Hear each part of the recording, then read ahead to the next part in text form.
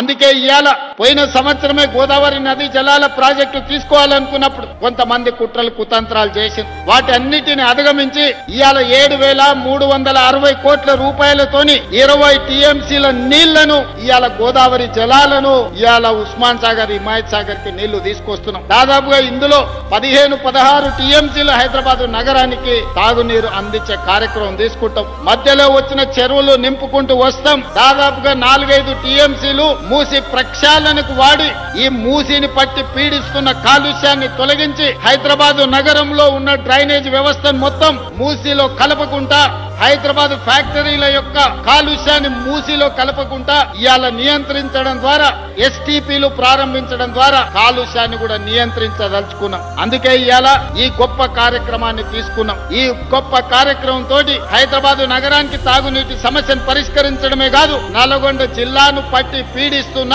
ఈ మూసి కాలుష్యం నుంచి నల్గొండ జిల్లాకు విముక్తి కలిగించే బాధ్యత ఈ రోజు తీసుకున్నాం.